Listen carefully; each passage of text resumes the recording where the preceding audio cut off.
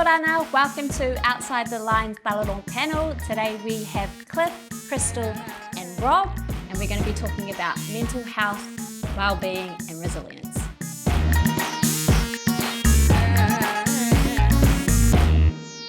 Krystal, we're going to open with you. Can you just tell us probably about the moment that you realised that you thought maybe the first time you had mental health or well-being come to the forefront of your mind?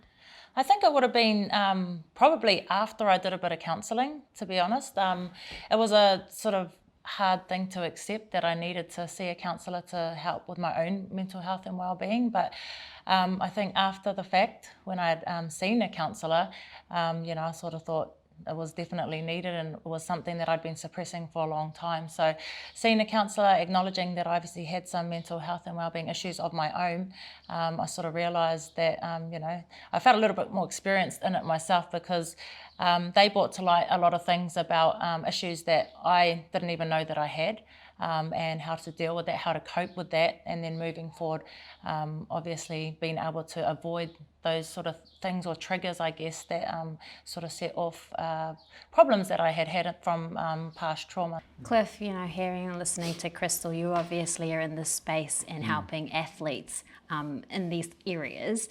Well, how did you get into it? Growing up out in South Auckland, being around mates that play sport and are involved in community, whether it's through our churches, and we didn't really speak about mental health, and if you did, it was stigmatized on that far end of it's problematic, right? And you have you're in distress or you have an issue, and it sort of came to light for me in sort of working in this space as I worked through church and my years in corrections, working with people. You begin to self-reflect and realize, and all these things you study and learn about trying to try and help those people, that you're like, oh, is this a little bit me? Or is this reflecting on who I am as a person, and where do I sit on that spectrum of mental health? If it's not just at that end of distress and issue, major issue, what's the other end of it? And that was the realization I sort of came to. And so it wasn't a moment in time, it was more as I worked through industry and time that I began to realize that mental well-being is that spectrum thing. And just like our physical health, we all have mental health, but it just wasn't talked about like that. And you can have strong, good mental health, and then you can be in distress and have it be really problematic for you. And so for me, it was working in industries where I was working with people, and then not just like, we talk about corrections and you think, oh yeah, well, that's obvious. But actually you work in community, and the most beautiful, loving, caring people are going home to some real struggles and not knowing how to figure it out, not knowing who to talk to. And then, like I said, then you hold the mirror up and you realize, gosh, how much of that is me on my worst days and my bad days, and I'm struggling. And so it was from that point, as I sort of built and worked, that I began to work with and brought it into the sort of working in the sports industry. In the professional spaces, I guess, I'm not too sure what you guys do, but just making sure they understand the Māori and Pasifika backgrounds.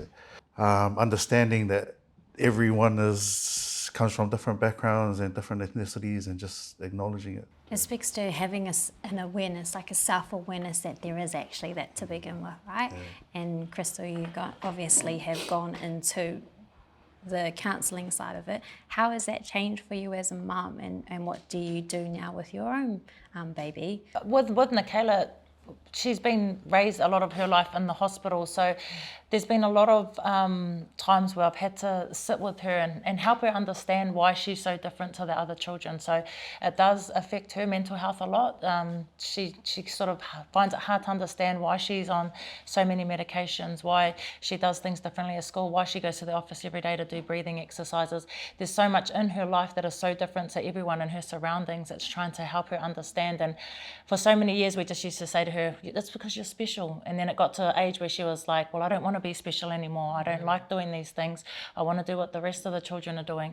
So just trying to, I guess, teach her gratitude, for one, is one that I try and instill in Michaela. And it's a gratitude, not without making it sound so dramatic that she's lucky to be alive, but just that there are all these things that she has in her life, and there's all these resources. There's the doctors, there's the nurses, there's the medication that keep her alive. And just trying to understand, help her understand, that she's very lucky and she should be grateful for these things, but in a nice way. For a child, that's a bit much to sort of comprehend. So it's been a bit of a tough journey, whereas I compare her to my son, who's now 16, and the raising that I had to do with her, it's very, very different. It's a new learning for myself as well, trying to teach a child of only just turned 10 about these kinds of things. But on the other flip side of it, it makes me very grateful as well for my upbringing, for my lifestyle that I live, for the things I get to do without all these medications, without all the struggle that she has. So it's been a very different journey, but one that's taught me and my little family a lot about life. The challenges have been in this space is, as human beings, we wrestle the most with probably our ego and our status, and we want to be helpful when we want the relationships. Where I've seen coaches really accelerate their growth in the space too is when they've realised, but we do it in every other way. Like we'll get a doctor in, and I won't try and be the doctor when I see a broken foot. The head coach won't do that. He'll let the doctor do his job and specialise. And then we'll get a physio, and we'll get all these specialists. And that's initially this whole wellbeing support, mental health support was, because it's so relational, it's, well, I've got the relationship with the team and I want that relationship with the team, but also come to realise the best ones will say, you know what, I do have it, but you're welcome because you've got some specialist skills that can help. And then my reciprocation of that is, well, let's do it together. Because if one of the boys loves you and opens up to you, ka pai, my job is, just to make sure that they're doing that and they're opening up, and we can navigate them, and I'll step back. And the great Jerry Siusiu says it as, our job is to catch and pass. That's how he puts it, is we catch the stuff, but we might navigate it to where it needs to go. Rob, did you ever feel like, there was that kind of support when you were coming to that end of, or transitioning into end of high school, looking at what you wanted to do afterwards? No, not really. That's why we're just listening to what Cliff was saying. It'll be like, the game's grown so much since I played.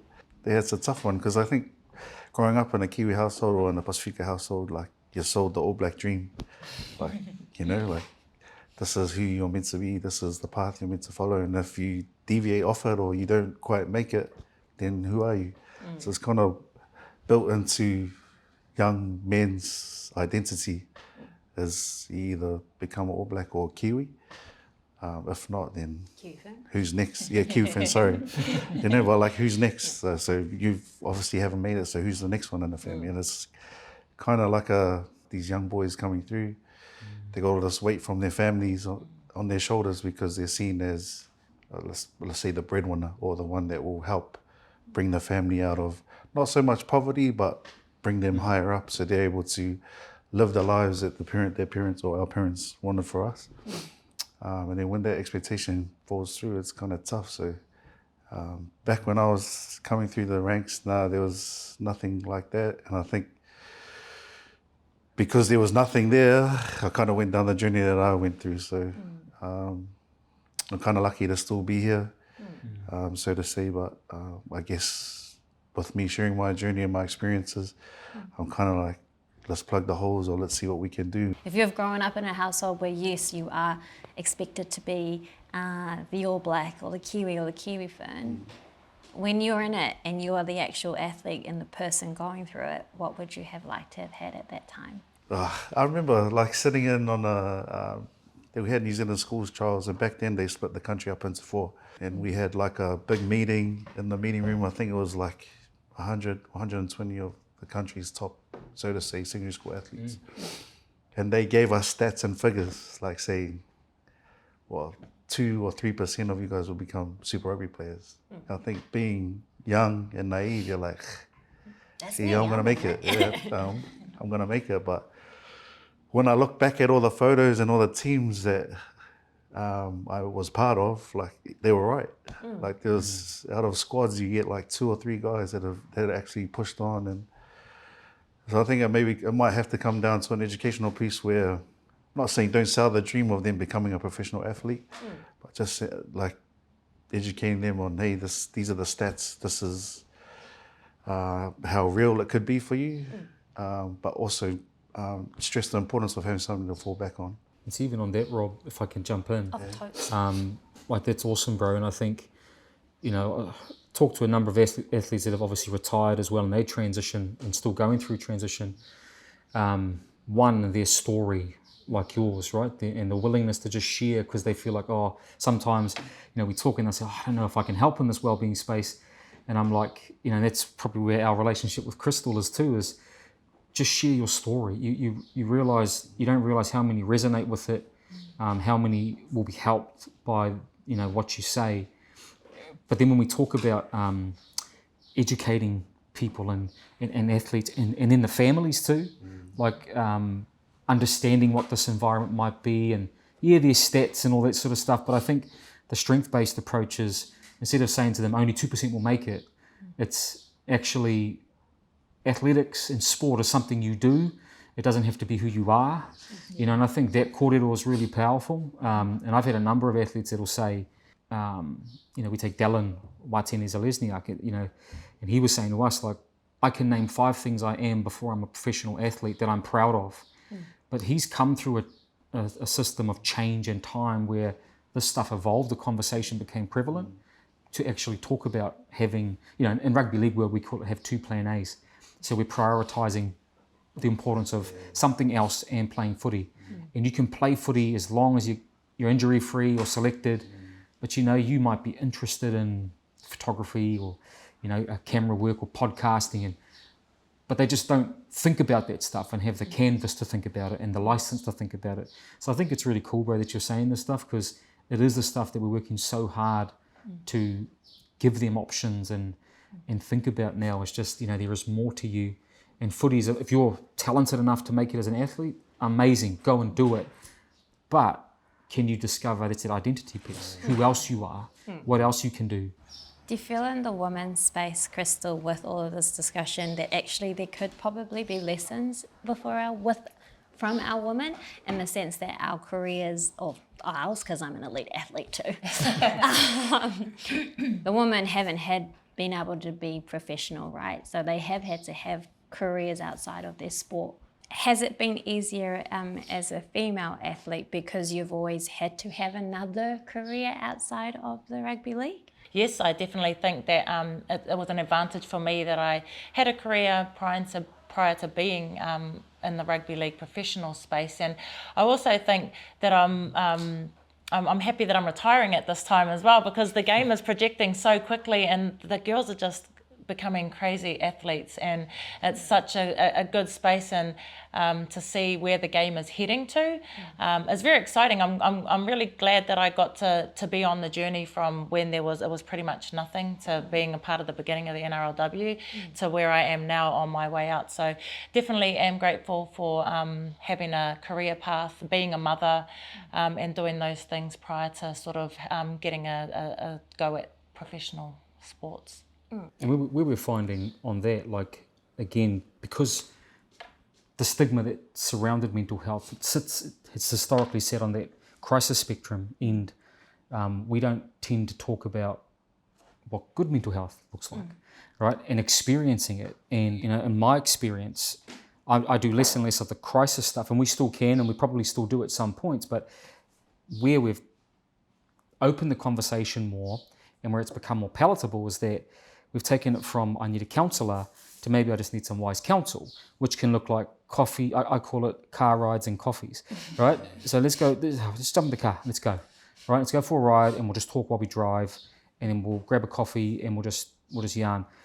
And more often than not, I'd say 85% of people just need someone to bounce what they're thinking off, to either confirm or deny that they're crazy and that they're not the only one going through it. And I think it will one day become, this is not a mental health conversation, it's just a healthy conversation between friends. And that's the hardest thing to do. I know that for a fact. Yeah, that's hard, that's tough, and that's something that requires, I guess you learn it over time. And I know that's very, like Cliff's in his working space, but from an athlete point of view, I know that's really hard to do, non-selection, injuries, but still showing up, fronting up, putting on a brave face, still cheering on your teammates, the girl that's taking your spot, you know, wishing her well, teaching her new things, you know, being there for her and supporting her. Those are the hardest things, but I also know that those are the times and the moments where you create the best relationships and bonds and friendships and create good team bond and things like that. So, you know, that's something really powerful and important, I guess, in the sporting world. I know that for a fact. And also his car rides and coffees, those are amazing too. I can say that I've been on a coffee, and that's definitely been just as good as a counselling session. If we go around the table, and like I've said before, there's one thing that you want people to take away about this topic, or just about in general, what is it? I think we do need to keep talking about our wahine in sport. The men have had an advantage for so long that we've been able to figure stuff out in high performance sport. So we should use that advantage to help our wahine figure out what it is that has happened in the space. And because I think what our women do is amazing. That, you know, I always say, hey, if you want something done, give it to a busy person. And our women represent that. They've had to hold it down at home and play, and now become professional in a number of different sport. Like, we could actually learn a little bit from them about how to be resilient and how to manage ourselves and how to manage a high performance environment and a home. Like, it's pretty powerful.